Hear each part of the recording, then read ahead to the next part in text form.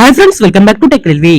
రెండు తెలుగు రాష్ట్రాలని కలుపుతూ త్వరలోనే మరో వందే భారత్ ఎక్స్ప్రెస్ ట్రైన్ అనేది ప్రజలకి అందుబాటులోకి రాబోతున్నట్లుగా తెలుస్తుంది. ఈ వివరాలకి వెళ్లే ముందు మీరు మా టెక్ రైల్వే ఛానల్ ని ఇదే మొదటిసారి చూస్తున్నట్లయితే ప్లీజ్ సబ్స్క్రైబ్ చేసుకోండి. అలాగే నోటిఫికేషన్స్ కోసం పక్కనే ఉన్న బెల్ ఐకాన్ కొట్టండి. విశాఖపట్నాన్ని అలాగే సికింద్రాబాద్ ని కలుపుతూ ప్రస్తుతం ఒక వందే భారత్ ఎక్స్ప్రెస్ ట్రైన్ అనేది అందుబాటులో ఉంది. ఈ వందే భారత్ ఎక్స్ప్రెస్ ట్రైన్ కి ప్రజల నుంచి మంచి ఆదరణ అనేది లభిస్తుంది. ఈ టైంలో రిజర్వేషన్స్ అనేవి ఎప్పటికప్పుడు వెయిటింగ్ లిస్ట్ ని కల్పిస్తున్నాయి.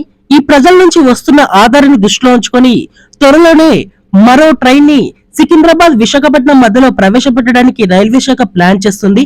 మార్చి 12వ తారీఖున భారతీయ పట్టాల మీద మొత్తం 10 వందే భారత్ ఎక్స్ప్రెస్ ట్రైన్స్ ని ఒకేసారి ప్రధానమంత్రి గారు వర్చువల్ గా ప్రారంభించబోతున్నారు. అందులో భాగంగా సికింద్రాబాద్ విశాఖపట్నం మధ్యలో మరో వందే భారత్ ఎక్స్ప్రెస్ ట్రైన్ ని కూడా ప్రారంభించడానికి సిద్ధమవుతున్నారు.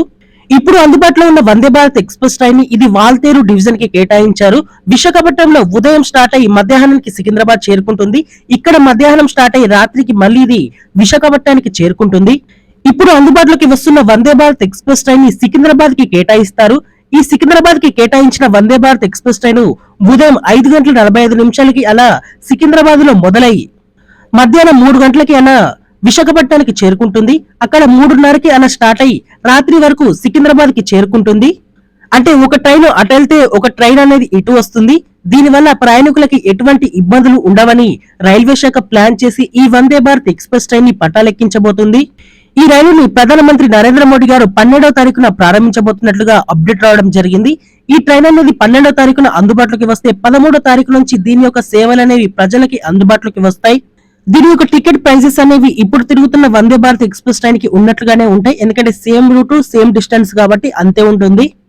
ఇప్పుడు తిరుగుతున్న వందే భారత్ ఎక్స్ప్రెస్ ట్రైన్ కి లేని స్టాప్స్ అనేవి ఈ ట్రైన్ కి ఇవ్వవచ్చు. ఎందుకంటే ఆ ట్రైన్ కి లేవు కదా, ఆ లేని ప్లేసెస్ లో దీనికి ఇస్తే ప్రయాణికులకి ఈ ట్రైన్ కన్వెంట్ గా ఉంటుంది కదా. సో ఈ ట్రైన్ అనేది అందుబాటులోకి వస్తే ఉదయం పూట సికింద్రాబాద్ నుంచి విశాఖపట్నానికి వెళ్ళడానికి ఇదొక బెస్ట్ ట్రైన్ గా ప్రజలకి ఉపయోగపడనుంది.